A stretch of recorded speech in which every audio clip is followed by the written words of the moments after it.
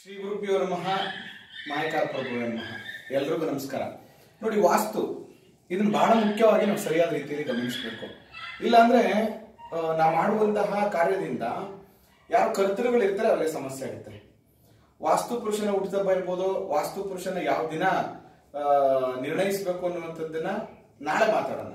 ಆದ್ರೆ ವಾಸ್ತು ಪುರುಷನನ್ನ ಇಡುವಂತಹ ಸ್ಥಳ ಇದೆಯಲ್ಲ, ಇದು ಬಹಳ ಮುಖ್ಯ. ವಾಸ್ತು ಅಂದ್ರೇನೆ ಭೂಮಿ. ಭೂಮಿಯಲ್ಲಿ ಅವನು ಉಲ್ಟಾ ಮಲಗಿದಾನೆ, ನಮ್ಮನೆಲ್ಲ ಎತ್ಕೊಂಡು ಕಾಪಾಡುವಂತ ದೇವತೆ ಅದು. ಅದಕ್ಕೋಸ್ಕರ ಅವ್ರನ್ನ ಪೂಜೆ ಮಾಡ್ಬೇಕಾಗತ್ತೆ. ನೋಡಿ, ಮೊದಲು ಈಗ ಒಂದು 30-40 ಅಂತ ಇಟ್ಕೊಳ್ಳೋಣ. ಸೈಟ್ ಜಾಗ 30-40 ಅಂತ ಇಟ್ಕೊಳ್ಳೋಣ. ಇಲ್ಲಿ ಈ ನಿವೇಶನದಲ್ಲಿ ನಾವು ಮನೆಯನ್ನ ಕಟ್ತಾ ಇದ್ದೀವಿ. ಈ ನಿವೇಶನದಲ್ಲಿ ನಾವು ಮನೆಯನ್ನ ಕಟ್ಟುವಂತ ಸಂದರ್ಭದಲ್ಲಿ ನಾವು ಗಮನಿಸ್ಕೋಬೇಕಾಗತ್ತೆ. ನೋಡಿ, ಇದು ಪೂರ್ವ, ಇದು ಪಶ್ಚಿಮ, ಇದು ಉತ್ತರ, ಇದು ದಕ್ಷಿಣ. ಈ ಉತ್ತರ ದಕ್ಷಿಣ ಅಂತ ಮಾಡಿದಾಗ ಇದನ್ನ 9 ಭಾಗಗಳನ್ನಾಗಿ ಕಟ್ ಮಾಡ್ಬೇಕು ನಾವು. 1 2 3 4 5 6 7 8 9 ಭಾಗಗಳಾಯ್ತು. ಆಕ್ಚುಲಿ ಇದನ್ನ ಈಕ್ವಲ್ ಆಗಿ ಮಾಡಬೇಕು. ನಾನು ಉದಾಹರಣೆ ನಿಮಗೆ ತೋರಿಸ್ತಾ ಇದ್ದೀನಿ. ಮತ್ತೆ ಇಲ್ಲಿ ಕೂಡ 9 1 2 3 4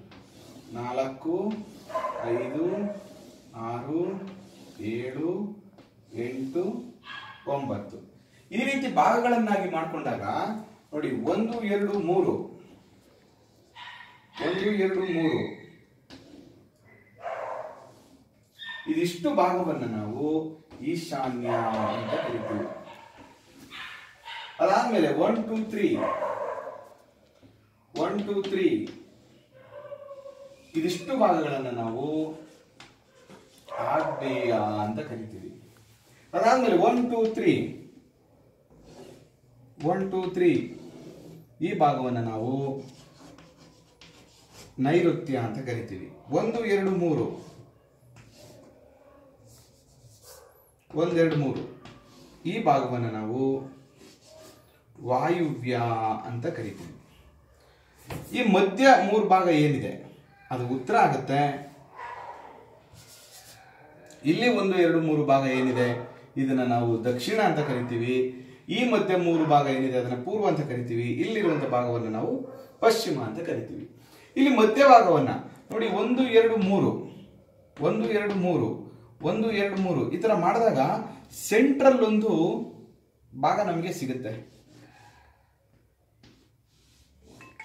ಇದನ್ನ ನಾವು ಬ್ರಹ್ಮಸ್ಥಾನ ಅಂತ ಕರಿತೀವಿ. ಇದನ್ನ ನಾವು ಬ್ರಹ್ಮಸ್ಥಾನ ಅಂತ ಕರಿತೀವಿ. ಯಾವಾಗಲೂ ವಾಸ್ತು ಪುರುಷ ಹೇಗಿರ್ತಾನಪ್ಪ ಅಂದ್ರೆ, ಅವನ ತಲೆ ಇಲ್ಲಿರುತ್ತೆ, ಈಶಾನ್ಯದಲ್ಲಿ ತಲೆ ಇರುತ್ತೆ, ಅವನ ತಲೆ ಕೆಳಗಾಗಿ ಮಲಗಿರ್ತಾನೆ. ಬಲಗೈ ಈ ಭಾಗದಲ್ಲಿ ಇರುತ್ತೆ, ಅದಕ್ಕೆ ಬಲಗೈಯಲ್ಲಿ ನಾವು ಅಡಿಗೆ ಮಾಡ್ತೀವಿ, ಅದಕ್ಕೆ ಆಗ್ನೇಯದಲ್ಲಿ ಅಡಿಗೆ ಮನೆ ಮಾಡಿದೀವಿ. ಎಡಗೈ ಈ ಪೋಷಣಕ್ಕೆ ಬರುತ್ತೆ, ಅದಕ್ಕೆ ವಾಯುವ್ಯದಲ್ಲಿ ಟಾಯ್ಲೆಟ್ ಅನ್ನು ನಾವು ಮಾಡ್ಕೋತೀವಿ. ಅವನ ಕಾಲು ಇಲ್ಲಿರುತ್ತೆ, ಇಡೀ ದೇಹನ ಎತ್ಕೊಂಡಿರುತ್ತೆ, ಅದಕ್ಕೆ ತೂಕವಾಗಿರುವಂತಹ ವಸ್ತುಗಳನ್ನು ಇಲ್ಲಿಡಬೇಕು ಅಂತ ಹೇಳ್ತೀವಿ. ತಲೆ ಇಲ್ಲಿರೋದ್ರಿಂದ ಮುಖ ಇರುವಂತಹ ಸ್ಥಳದಲ್ಲಿ ನಾವು ದೇವ್ರ ಮನೆಯನ್ನ ಇಡಬೇಕು, ಹಣೆ ಭಸ್ಮ ಇಡ್ತೀವಲ್ಲ ಆ ತರ. ಅದ್ರ ಬಗ್ಗೆ ಇನ್ನೊಂದ್ಸರಿ ಮಾತಾಡೋಣ. ನೋಡಿ, ಇಲ್ಲಿ 9 ಭಾಗವನ್ನಾಗಿ ಮಾಡಿ ಶಂಕುವನ್ನ ಮಧ್ಯಭಾಗದಲ್ಲೇ ಸ್ಥಾಪಿಸಬೇಕು. ನೋಡಿ, ಇದನ್ನ ತಲೆ ಭಾಗ ಅಂತ ಕರಿತೀವಿ. 1 2ನೇದು ಹಣೆ, ಅದಾದ್ಮೇಲೆ ಇದು 3 4 5 6 7 8 9 ಭಾಗ. ಈ 9 ಭಾಗದಲ್ಲಿ ಈ 5ನೇ ಭಾಗ ಅಂತ ಏನ್ ಹೇಳ್ತೀವಿ, ಈ ಜಾಗದಲ್ಲಿ ಶಂಕುವನ್ನ ಸ್ಥಾಪಿಸಬೇಕು. ನಾಭಿ ಸ್ಥಾನದಲ್ಲಿ ಸ್ಥಾಪಿಸೋದ್ರಿಂದ ಮನೆಗೆ ಅತ್ಯಂತ ಶ್ರೇಯಸ್ಸು, ಅಭಿವೃದ್ಧಿ, ಸಂತೋಷ ಎಲ್ಲವೂ ಪ್ರಾಪ್ತಿ ಆಗುತ್ತೆ. ಆದ್ರೆ ನಾವೆಲ್ಲ ಏನ್ ಮಾಡ್ತಾ ಇದೀವಿ, ಈಶಾನ್ಯದಲ್ಲಿ ಶಂಕುವನ್ನ ಸ್ಥಾಪನೆ ಮಾಡ್ತಾ ಇದ್ವಿ. It is wrong. ಈ ಜಾಗದಲ್ಲಿ ಮಾಡಬಾರ್ದು. ಈ ಜಾಗದಲ್ಲಿ ಮಾಡೋದ್ರಿಂದ ಯಜಮಾನನಿಗೆ ದೀರ್ಘಕಾಲದ ರೋಗ ಬರುವಂಥದ್ದು, ಮನೆಯಲ್ಲಿ ತುಂಬಾ ಪ್ರಾಬ್ಲಮ್ಸ್ ಗಳಾಗುವಂಥದ್ದು, ಅನೇಕ ತೊಂದರೆಯನ್ನ ವ್ಯಕ್ತಿ ಅನುಭವಿಸಬೇಕಾಗತ್ತೆ. 1 2 ಭಾಗಗಳು ಶುಭವಲ್ಲ, 3 ಮಧ್ಯಮ, 4 ಮತ್ತೆ 5 ಪರವಾಗಿಲ್ಲ, ಬಟ್ 5 ಅತ್ಯಂತ ಶ್ರೇಯಸ್ಕರವಾಗಿರುವಂಥದ್ದು. ನಾವು ಪಾಯವನ್ನ ತೆಗೆಯುವ ಸಂದರ್ಭದಲ್ಲಿ ಈಶಾನ್ಯದಲ್ಲಿ ಪ್ರಾರಂಭ ಮಾಡಬೇಕು. ನಾವು ಭೂಮಿ ಪೂಜೆಯನ್ನ ಮಾಡುವಂತಹ ಸಂದರ್ಭದಲ್ಲಿ ಒಂದು ಕಲ್ಲನ್ನ ಇಟ್ಟು ಪೂಜೆ ಮಾಡ್ತೀವಿ.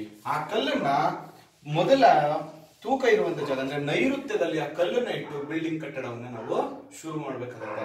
ಹಳ್ಳವನ್ನ ತೆಗಿಲಿಕ್ಕೆ ಇಲ್ಲಿಂದ ಪ್ರಾರಂಭ ಮಾಡಬೇಕು, ಕಟ್ಟಡವನ್ನ ತೂಕವನ್ನ ಇಟ್ಟು ಇಲ್ಲಿಂದ ಕಟ್ಟಡವನ್ನು ನಾವು ಪ್ರಾರಂಭ ಮಾಡಬೇಕಾಗತ್ತೆ. ಮಿಕ್ಕ ವಿಚಾರಗಳನ್ನ ನಾಳೆ ನಿಮಗೆ ವಿಡಿಯೋ ಮಾಡಿ ನಿಮ್ಗೆ ತಿಳಿಸ್ತೀನಿ. ಇನ್ನೇನೇನೋ ಪ್ರಶ್ನೆಗಳಿದೆ, ಆ ಪ್ರಶ್ನೆಗಳನ್ನ ನನ್ನನ್ನು ಕೇಳಿ. ಮಾದೇಶ್ವರ ನಿಮ್ಮೆಲ್ಲರಿಗೂ ಒಳ್ಳೆಯದು. ನಮಸ್ಕಾರ.